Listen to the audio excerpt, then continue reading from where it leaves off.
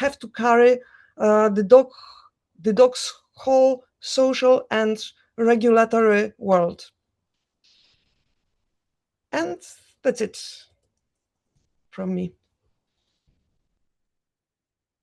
Wonderful. Thank you so much, Agnieszka. I think that's... I will be happy to take questions, but I understand it's in the break. No. We are fine. So, Okay.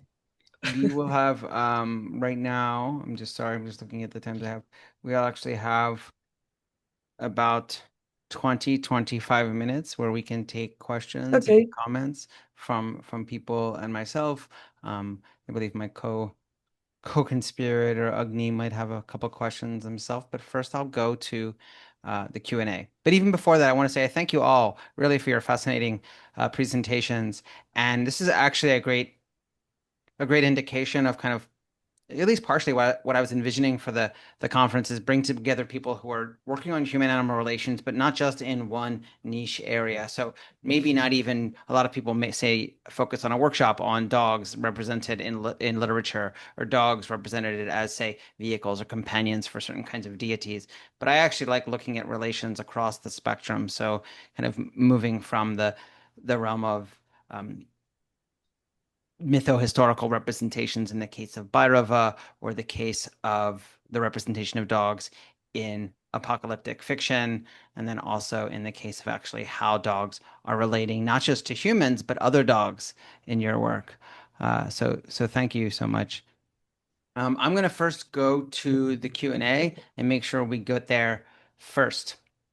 So the first question here is for Ina, and sorry if I don't pronounce someone's name right in the Q&A, but Mayo asks, if I want to start reading fiction stories, is this book about dogs at Chernobyl, Justin Morgan's book, is this a good read? Is this a good way to enter in? I guess maybe they're talking about fictional works that deal with animals and dogs, I suppose. Mm-hmm. Yeah, thank you for this question and your interest and actually in Chernobyl. In Chernobyl context, I cannot just first of all, what makes me, I guess it is good reading, but we should remember about the following one. Just that the protagonist of this novel are stray dogs, and that's why it is their just not their human companions, but somewhere at their background they have that the stray dogs have that in between space between the wolves and their home dogs, and that's why this novel just try to make this the protagonist their liminal space of non-human agency in their radiation context. It is necessary to remember this. The following one, just when we read about the just any Chernobyl fiction, I guess we should focus attention. We should remember about the development of the development and the changing of focus in presenting the irradiated space. Because in the very beginning, just within the 10 years after the Chernobyl nuclear power plant explosion, the fictional writings emphasized were characterized by the dominating motive of victimization and monsterization. And now we can see this transfer, the Chernobyl exclusion zone. It is no so zone which is limited.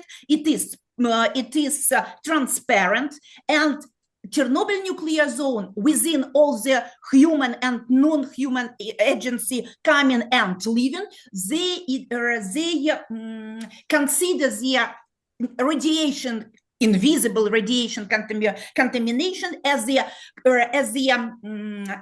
not as a survival with the dominating motive of survival, but it is with the dominating motive of hope and inspiration. I guess it is necessary to remember. What was interesting for me about this novel, because first of all, I tried to contact the writers if it is possible, and in all possible ways, and I try to find find the writer and ask as possible questions to the writer if it is, and actually they are very usually writers are very open for discussing this.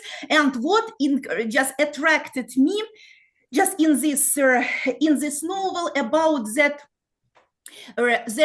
human protagonist, they are human characters, they are episodical characters, and they are not in the very center of the narrative, but dogs have name, or just the dogs have name, and they communicate with each other. Even the wild wolves also have names. It is the first one. And the second one, what was interesting, I saw some historical mismatches. For example, and we discussed this with the writer, that the policeman, actually militia, just policeman, just who was who worked within the Chernobyl zone, his surname was Ogilvy, Captain Ogilvy, which was not typical. Just actually a person with surname Ogilvy couldn't appear within 10 kilometers within the Chernobyl zone, just because. And we managed to speak with the writer about this. They using the spatial and temporal realities of depicting the disaster. This one. Thank you so much. But actually, I'm happy that it is not the first, and I hope not the last book about the Chernobyl dogs. Okay, so I'm going to move around, make sure we kind of work in all directions of this panel. I think the next question here or is a comment from Ion, but I think it's evoked in other questions too. So this is for Agnieszka. I believe, as Ion writes, I believe training dogs is a sense of attachment and the manifestation of control. I have adopted 3 dogs and none of them have been and never have been on a leash or a collar, yet they love me and I love them. In fact, they follow a strict timetable. So it's more of a comment, but I think it's kind of a question, Agnieszka, if you want to address just kind of, and I think you're actually referring to this in your work, right? This kind of form of control that we're putting over dogs and kind of eliminating their ability to act independently or form, say, dog-dog relations. So how would you generally approach that question of training and control? Well, in my opinion, in Western countries, we are nearly obsessed with control. We want to control everything, and we control our lives, we control our family, and of course, as dogs are parts of our families, we try to control our dogs. If you think about the tools that are sold for the dogs, most of them are means of control. Even food is used to control the dog. So yeah, it's a wonderful story that the dogs never had leashes, but it is not common situation in Western societies, and even it is in many countries it is prohibited by law. In many countries, the dogs are obliged to be on leash. In some countries, some dogs are allowed to go off leash, but it's not very common. And as I see, Western society moves more and more towards control, not in the opposite direction. So I expect in 5 or 10 years we'll be having even more controlled dogs. That's why I think it is important to notice subjects like agency in dogs and dogs' social needs beyond relying on human and creating this close connection. In training, there's no problem with training itself. Many dogs like to train. Many humans like to train. It's as long as it is a form of cooperation or play, it is fine. But very often it's a form of controlling dog, and in training, often preferable form of relationship between dog and human is the dog that always looks at human and is very closely attached to human. And I would argue it is just not healthy situation for the dog and for the human to have such relationship. As behaviorist, I encounter very many different families with dogs, and I see that many humans develop this close relationship with dogs that is not healthy relationship, and they clinched with dogs, and the dogs are over relying on them, and they are just not allowed to be independent, but later on they are just not able to act on their own because they never learned to. So it's like, I wouldn't say it's learned helplessness, it would be saying too much, but it's in this direction.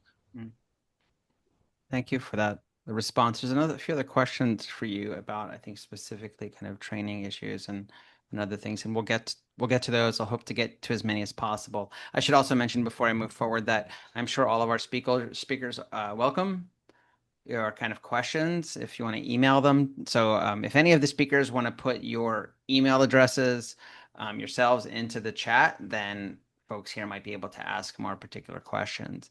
But I'm going to ask a question myself to Dr. Gogri, if this is okay, because I kind of am thinking about these three presentations, and especially Dr. Gogri, when you were talking a lot about the dogs and then the relationship to Bhairava, it's usually, right, these places of the dogs are things like temples, cremation grounds, Yes. streets, liminal spaces. So, I mean, this is for all the panelists, but for you particularly, like, how would you, when I listened to your talk, I was thinking, how common is this trope of the dog as kind of stray, the dog as orphan, the dog as this kind of observer that really frustrates a lot of our categories. And it's also, right, a somewhat of an invention, because there's the pre-domesticated dog or the wolf, and then there's the domesticated dog that defies domestication and then becomes this kind of liminal creature. So I'm kind of curious, like, how do you understand that connection of this notion of the dog as this stray figure with the figure of Bhairava? Because if you're just asking, dog is that creature which has a strong sensibility. Okay, it has a strong sensibility of understanding human energy. So either it barks or it comes to you. If it how can I say, I wouldn't use the term it likes you, but it responds to your it responses to your energy, what you carry. So dogs are that kind of species. And if you look at the say, we have the story of Bhairava, who is somebody who is systematically, decapitation of Brahma means it is decapitation of his ego, the structures. Like in the Bhairava worshipper, everything is so fluid. The right, wrong, purity, impurity, or the stray, domestication, it's very, there is no line. So it is actually wild, which is tamed, but not like a structure. You have to balance your energy. It's about play with your own energy, where you balance and where the dog responds to your energy. Therefore you domesticate not by training, but just by your energy. You calm the dog, or it will bark if you're somebody who does not fit in say Bhairava's eyes, because he represents Bhairava himself, and therefore feeding of dog and all this is like a ritual. So rather than just taming or domesticating, you have to navigate with it. Okay. With by being true to yourself. Wonderful. Thank you for that clarification. Thank you. And I will pivot back. So Jay asks a question for Ina, or it's kind of a comment. So I don't know if you're how you want to approach this. They write, "The Dogs of Chernobyl reminds me of the book Open Throat by Henry Hoke, though that book focuses on fires and large queer mountain lions. This book similarly blurs human and feline agency in light of ecological disaster and the role of humans in quote unquote rescuing the animals. I'm curious about the mangled practice of rescuing animals and how the ecological disaster specifically contributes to the mangling." So is there a kind of I don't it's not really a question, but it's kind of a curiosity. What do you think about that Here's comparison? just first of all, just I guess it is ecological disaster. Just what is just in case of radiation contamination, what is ecological disaster for humans? It can be regarded not as a disaster for animals, or just for animals we are just trying to just where we can see the prospering of wild nature and the land exclusion zone without humans becomes more and more prosperous. And I guess from just in this sense, the just I guess these books gives a chance to reconsider this wildliness without people, just and the debatable nature of radiation itself. Just Great. and the disaster and the meaning of the disaster, ecological disaster. Well, while we're here, I'll ask another question because there's something about Chernobyl in particular. Ayan also asks about whether the dogs in Chernobyl are being neutered, and if so, I guess what kind of effect that has. Just I know in the very beginning it was a practice just to implement this procedure, but then just now it is already 40 years after the disaster. It is difficult for me to say about this this tendency. That makes sense. But a lot of documentaries just confirm this practice. Great, thank you so much. Oh, interesting. So there's a few questions here. A question, Agnieszka, there's a question really about that attendee asks about, let me go to the first question, which was that it's just basically about training dogs. It says our dogs are dysregulated and overly dependent.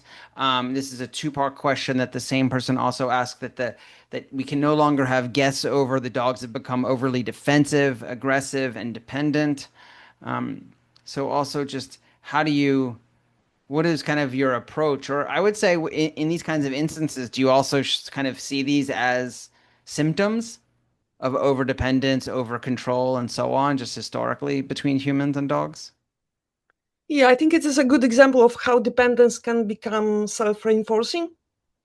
And that is the dog exclusive attachment is experienced as devotion, while the dog becomes less able to cope with other people or with dogs, with environment.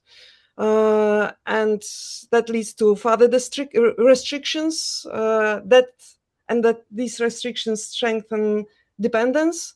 So one needs to untangle this situation, and usually it is a human who is more capable of. But I think human also needs reflection how this strong attachment is serving the human, and only with this reflection it is possible to solve this puzzle. Yes, for a moment I didn't know if we were talking about humans and dogs and humans and their children, but that's for a different. Yeah, it's quite similar, but the children bite more rarely and bark less. That's true. So there's another question here, and I think it's an interesting one that people have asked, but you might have thoughts on it. And Dr. Shobha Vartaman asks, is it kind to raise a dog on a vegetarian diet? This is not just an ethical question. Would it be considered a conflict between its natural instinct and the bringing up according to an owner's belief. So that's also for you. And I guess it's a question that they're asking. I enjoy the two-part aspect of this question. Of the one is like, is it something that can be done well for an animal? And then also, what does it say about the ways in which we try to, say, manicure, design, and control, say, the eating practices of quote unquote our dogs? So, Agnieszka, what do you think about this question? I think it's for you. It's for me. I think they're asking about feeding dogs vegetarian Okay. diets. It's kind of like this assumption I'm that not it's sure about I'm not sure about what to answer. I was researching this issue, and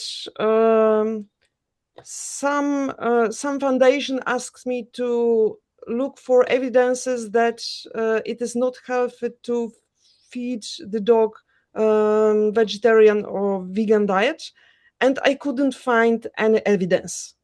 I was looking for research showing that it is not healthy for the dog, and I couldn't find any evidence. But I'm not dietitian, and I don't want to give any advices. I believe there are many things that we did not discover yet in this matter, and all the things related to microbiome that's quite complicated as much as important, and there are many things we do not know, so I would prefer not to not to answer this question, in fact. That's perfectly acceptable. So we have a couple more minutes, and then we're going to take just a quick break. Maybe we'll just address this. Let me see what we can get here. So there's a comment from Ravi Prakash. It says the relationships between human beings and dogs are well established. We have archaeological evidence that humans were buried along with the dogs. How do we find that these relationships have been changed in the contemporary world? So I don't really know if this is a question, but I think it's kind of, I guess I'm asking anyone here, and this might be a closing reflection for this panel, or we'll see if we have time for one more question. I can provide one example of considering the role of dogs. Actually, in libraries in Finland, there is a practice of having so-called dogs for reading.